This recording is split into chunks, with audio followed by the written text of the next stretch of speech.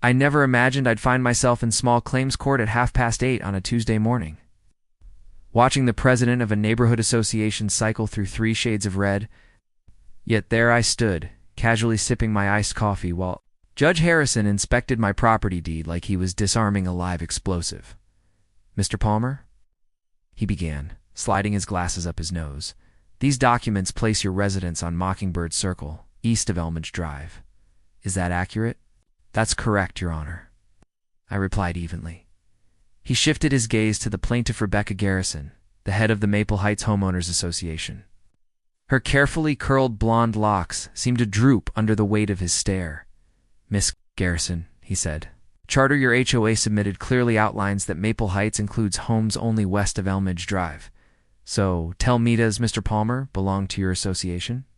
Rebecca's mouth flapped like a fish yanked from water.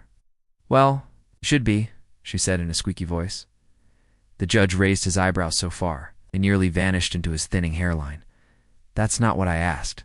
Is he currently enrolled as a member?" "No." "Then why are we here?" The gavel struck the bench with a loud crack that echoed through the courtroom. "Case dismissed. With prejudice, Miss Garrison. You're fined $500 for bringing a baseless lawsuit. Furthermore, I'm sending this entire matter to the county office for review of potential misconduct within your HOA." Rebecca's complexion drained so quickly, I thought she might keel over. 2 weeks later, Maple Heights HOA ceased to exist. But I'm getting ahead of myself. Let me backtrack. My name's Daniel Palmer. I'm a 35-year-old software engineer who values a few simple things: peaceful mornings with coffee, the liberty to paint my front door whatever color I please, and being left the hell alone. That's why when I was house hunting last year, I made it a priority to avoid anything tied to a homeowners association. I'd heard too many horror stories petty feeney for having garden gnomes, passive-aggressive emails about lawn height, and board members who acted like mini dictators. I found a gem of a house on Mockingbird, circled a quiet little cul-de-sac, shaded by tall oak trees. The neighbors kept to themselves, and the real estate agent confirmed repeatedly that it wasn't under HOA control. Just to be sure, I had my attorney look over the documents too. For the first 6 months, life was idyllic. I painted my front door a cheerful turquoise, swapped out boring grass for native wildflowers, and even mounted a dragon-shaped weather vane on the garage. Most neighbors found it charmingly eccentric. Then Rebecca Garrison moved in. Within 3 months, she'd somehow finagled her way into the HOA presidency. Rebecca had the zeal of someone auditioning for a suburban dictatorship. She prowled the neighborhood with a clipboard, inspecting fences and measuring grass down to the inch. Initially, her reign was limited to those actually within the HOA. That changed when she noticed my house. It started with a official letterhead, legal language, the whole 9 yards. According to it, I was in breach of 3 specific HOA regulations: one for the door color, one for my whimsical weather vane, and one for the unmanaged vegetation in my yard.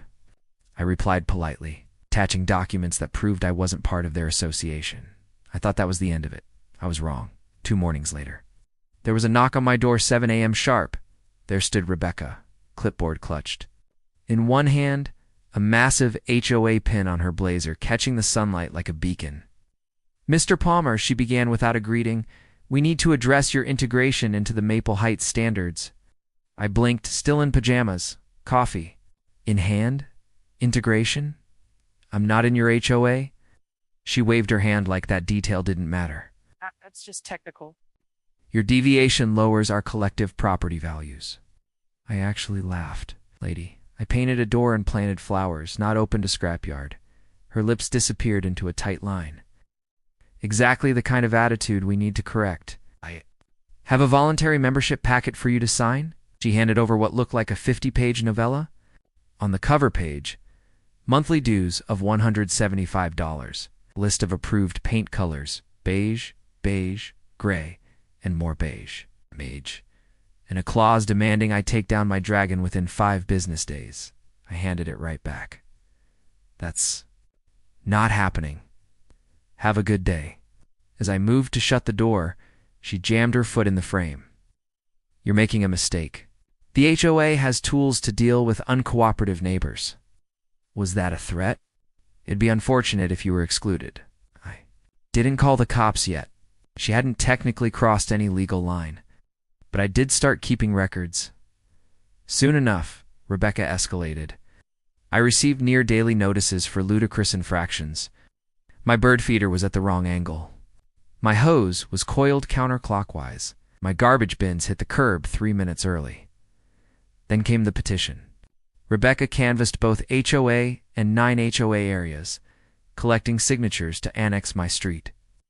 Most people laughed her off, but a dozen folks signed just to get rid of her.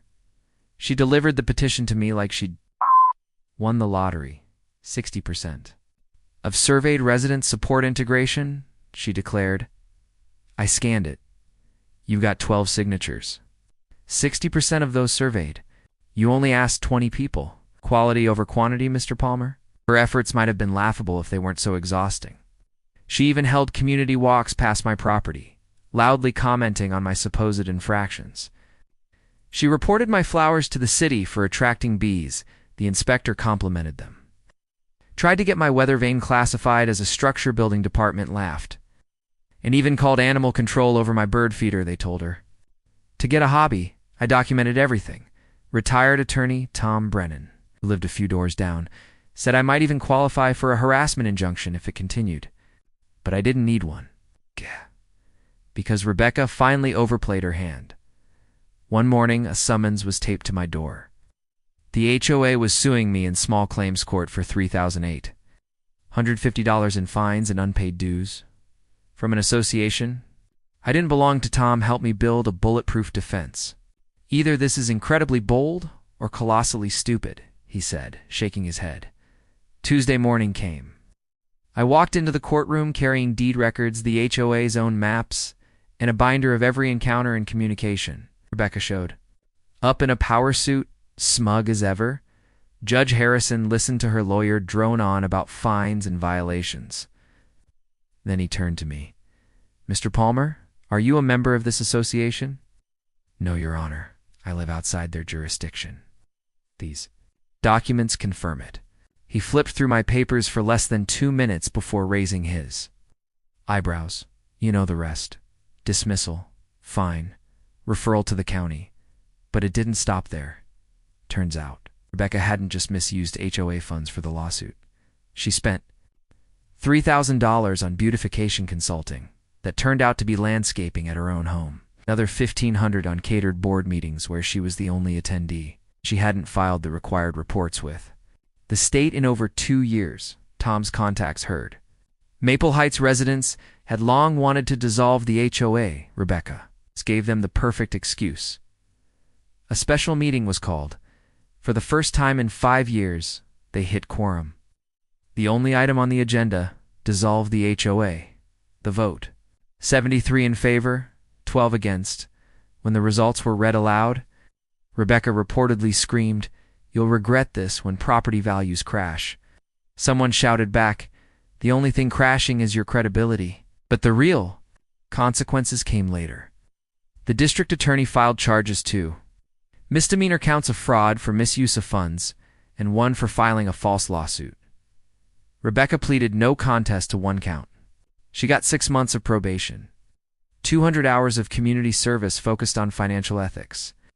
Had to repay $8,500 to residents. Was banned from any HOA board in the state for 10 years.